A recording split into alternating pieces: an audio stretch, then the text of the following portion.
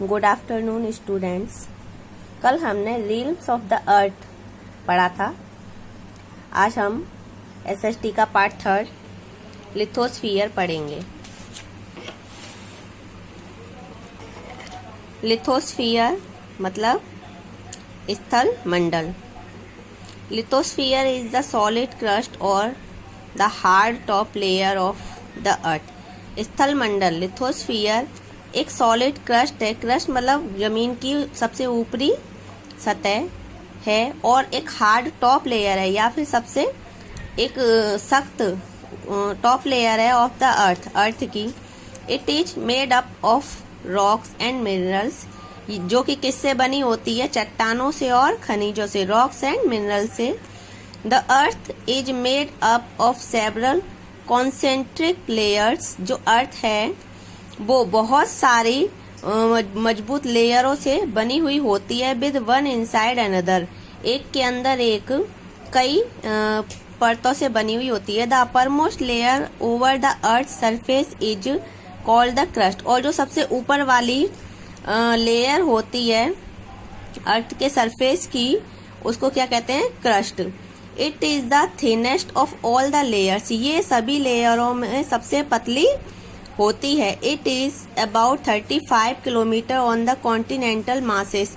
ये जमीन पर 35 किलोमीटर और only 5 kilometre on the ocean floor, और 5 किलोमीटर समुद्र के तल पर होती है। लिसी जाओ।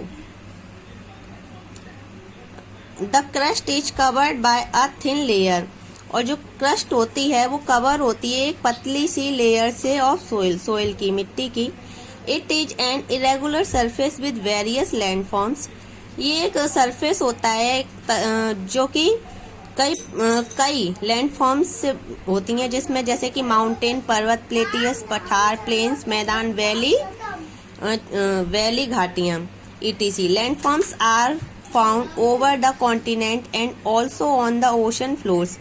लैंडफॉर्म्स पाए जाते हैं कॉन्टिनेंट्स में और समुद्र के तल पर भी।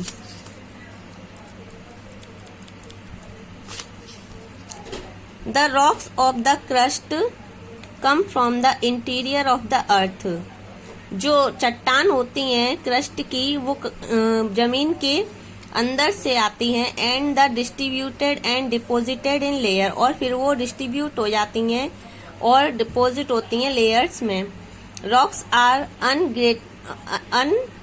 Are aggregates of minerals and they help to support life. Rocks जो है वो खनिजों का एक एग्रीगेट्स होता है जो कि मिलकर बनते हैं। And they help to support life, और वो लाइफ को सपोर्ट करते हैं। Lithosphere is the domain that provides us forests. Lithosphere जो होता है वो एक डोमेन होता है जो हमको किससे मिलता है? फॉरेस्ट से। ग्रासलैंड फॉर ग्रेजिंग, चढ़ने के लिए जो ग्रासलैंड होते हैं वहां से। लैंड फॉर एग्रीकल्चर, और कृषि के लिए भूमि मिलती है। And human settlements human settlements, और जहाँ पे लोग सेटल होते हैं, रहते हैं। It is also the main source of minerals, और ये मिनरल्स का भी मिनरल वेल्थ का भी मेन सोर्स है। Which is the raw material, जो कि कच्चा माल है for a wide variety of industrial products, जिससे कि बहुत बड़ी मात्रा में कई प्रकार के प्रोडक्ट्स बनते हैं, इंडस्ट्रियल प्रोडक्ट, जो कि ह्यूमन यूज के लिए होते हैं। हाइड्रोस्फीयर क्या होता है? हाइड्रोस्फीयर मतलब स्थल मंडल, जल मंडल। The domain of water is referred to as hydrosphere. जो वाटर का जितना भी भाग होता है, हिस्सा होता है, वो सब हाइड्रोस्फीयर होता है। ऑन अर्थ, पृथ्वी पर 97% of water exist chiefly in oceans. पृथ्वी पर 97% जो वाटर है वो एग्जिस्ट करता है मुख्यतः ओशंस में। Ocean supply water vapour to the atmosphere. Ocean जो है वो वाटर वेपर सप्लाई करते हैं एटमॉस्फेयर को थ्रू इवेपोरेशन के थ्रू। इन द एटमॉस्फेयर में water vapour condenses to fall back on earth, और फिर जो वाटर वेपर है वो चेंज होकर वापस पृथ्वी पर आता है in the form of precipitation. Precipitation means rain, rain के फॉर्म में अर्थ पर वापस आता है। This precipitation makes life possible on land.